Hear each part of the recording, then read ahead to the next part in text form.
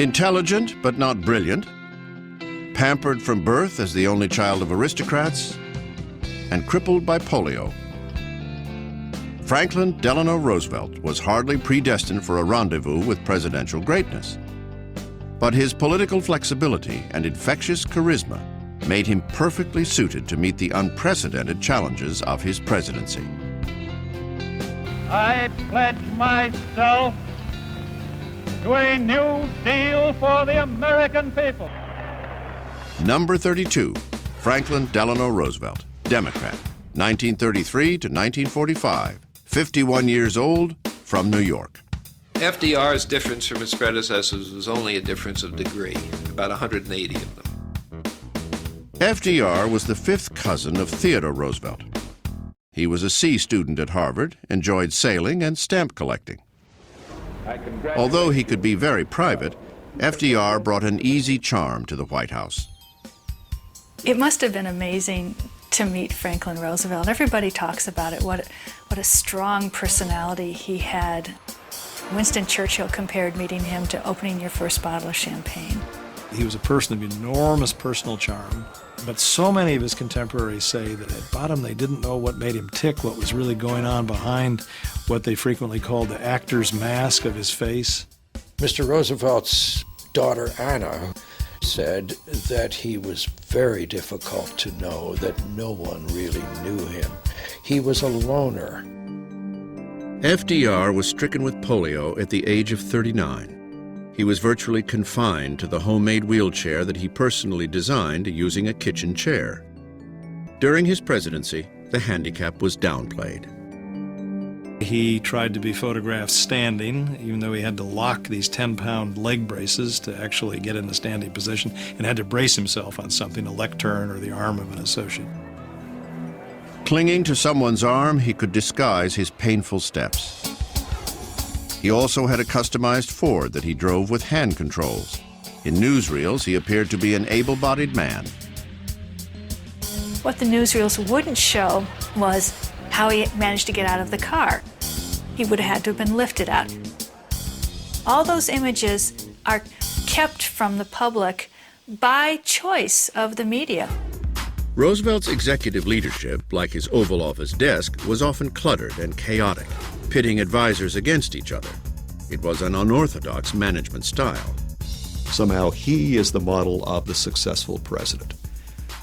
Frankly, I think he's an unfortunate model. A notion that it's rather nice to have a certain amount of administrative chaos and have your subordinates competing with each other and fighting with each other because that's supposed to make things more creative. But he was not a perfect president by any means. And I think it's a shame that he has been taken as some sort of standard of perfection ever since. What looks to others sometimes like his messy management style of allowing too many people into the room and letting them all ventilate and so on, I think that's a mistake. I think this was part of his political genius, was to build a political house, if I can put it this way, where all those voices could be heard. Ladies and gentlemen, the President of the United States. FDR used radio to bring the presidency closer to the people. It is estimated that as many as 60% of Americans tuned in for some of his fireside chats. Roosevelt was a master broadcaster. This nation will remain a neutral nation, but I cannot ask that every American remain neutral in thought as well. He just had the sense of drama that could take a rather dull political speech and emphasize just the right points, bring it to the crescendo right when you needed to be at the crescendo. Let me assert my firm belief that the only thing we have to fear is fear itself. During his first 100 days in office, FDR pushed an unprecedented slate of legislation through Congress to fight the Depression. This was the start of the New Deal. The New Deal is a series of initiatives that imparted a much greater degree of security and safety and stability to American life in all kinds of sectors, in the banking sector, in the investment sector, in the home building and home owning sectors, employment, and so on. Franklin Roosevelt had a great political partner in the New Deal. his First Lady. The crippling effects of the president's polio made Eleanor indispensable to him. She could be his eyes and his ears and his legs, and she could tour the country, and she could reach out to people, and then she could bring the country back to him. She was always pushing the New Deal and him to do more in terms of social welfare and helping Americans. And I think that in many ways, we can really see her as the conscience of the New Deal. The New Deal expanded beyond those first 100 days. In 1935, Congress passed the Social Security Act, creating a safety net for the elderly, disabled, and unemployed. Despite the passage of the Social Security Act, FDR's New Deal didn't put an end to the Depression. It would take the industrial mobilization of World War II to achieve that goal. In a sense, he didn't succeed any better than Herbert Hoover did economically. Where Roosevelt succeeded was in exuding public confidence, making the Depression more palatable to people, giving people the impression that he really was doing something, that he really cared. FDR clearly had the country believing that happy days were here again. In 1936, he was reelected in one of the great landslides in American political history. 61% of those who voted cast a ballot for Franklin Roosevelt. FDR was feeling invincible. People talk about Roosevelt's perfect pitch as a politician. Well, that perfect pitch deserted him in his second term. I, Franklin Delano Roosevelt, do solemnly swear. We really see a series of serious missteps after this incredible landslide victory in 1936. And will, to the best of my ability, preserve, protect. By his second inauguration, FDR was worried that the conservative Supreme Court would nullify the legislative successes of his first term. He concocted a plan to tip the balance of the court by increasing the number of justices. This seemed to many people to be a kind of power grab that went beyond what was necessary to deal with social problems and reflected a desire for power by Roosevelt himself. The court-packing plan failed, and Roosevelt's second term became mired in legislative gridlock. The heady days of the New Deal were over, and FDR's claim on presidential greatness was yet to be fulfilled. Franklin Roosevelt was the first president to select a woman for his cabinet, Labor Secretary Frances Perkins.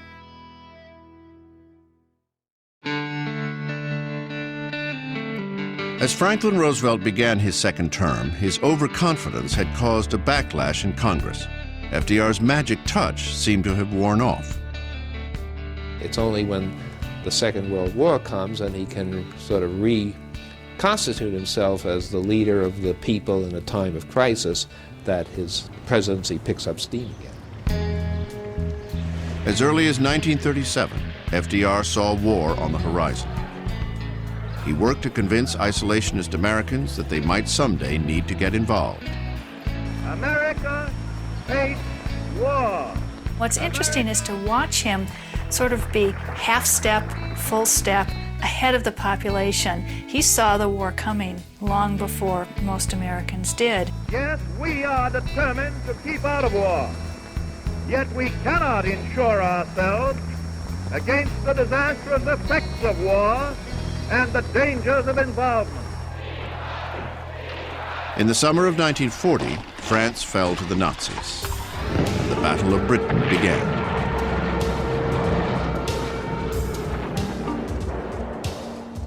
That November, FDR broke a precedent set by George Washington when he became the first American president to be elected for a third term. The scale and the nature of World War II made it, I suppose, all but inevitable that he would continue in this innovative way and in 1940 run for a third term and in 1944 run for a fourth term. Throughout 1940 and 41, FDR found ways to aid the Allies while remaining officially neutral. But the days of neutrality were about to end. December 7th, 1941, a date which will live in infamy. If not for his last-minute scribbling, Roosevelt might have used the less memorable phrase, a date which will live in world history. Pearl Harbor heralded the beginning of FDR's new role as a war president. He was a superb war president, intimately involved in the complicated diplomacy of the war years. I would argue that the greatest accomplishment of Roosevelt during World War II were the commanding officers he picked, people like George Marshall, Nimitz. These are the great names of World War II, yet Roosevelt was their boss. Succumbing to anti-Japanese hysteria, FDR ordered the internment of more than 100,000 Japanese Americans on February 19, 1942. Their feeling was that the Western United States in particular was filled with Japanese Americans and that they couldn't fully be trusted. It's probably a low moment of the Roosevelt administration. Most historians have been quite critical of it. Roosevelt has also been criticized for his failure to respond to the plight of European Jews, who were facing extermination under Hitler's final solution. The White House knew about the Nazi concentration camps as early as November 1942, yet Roosevelt made no extraordinary effort to help Jewish refugees. It sounds callous, but he probably considered what was happening to European Jews not of the first importance in his agenda. Roosevelt was always very clear on this. He felt that the most important thing he could do was to win the war, and that was going to help those who were in Hitler's concentration camps the most. For Roosevelt, winning the war meant launching a massive assault on mainland Europe, D-Day. Almighty God, our sons, pride of our nation, this day have set upon a mighty endeavor, a struggle to preserve our republic, our religion, and our civilization, and to set free a suffering humanity. It was the greatest logistic effort ever conceived, and Franklin Roosevelt deserves credit for it almost in its entirety. 5 months after D-Day, Roosevelt was re-elected to a fourth term, but he was 62 years old and his health was failing. It's humanly understandable, I suppose, why anybody who had served 3 terms as president, presided over this war effort to this point in late 1944, wanted to stay on board long enough to see the thing through to conclusion. But in some ways, I think it was an irresponsible act. I think he would have been better advised to step aside at that point and let a more capable leader play the end game. The end game of the war took place at Yalta in February 1945 with a meeting of the Allies to discuss the shape of the new world order. Here, FDR fulfilled the vision of Woodrow Wilson when he and Churchill convinced Stalin to sign off on the plan for an international peacekeeping organization, the United Nations.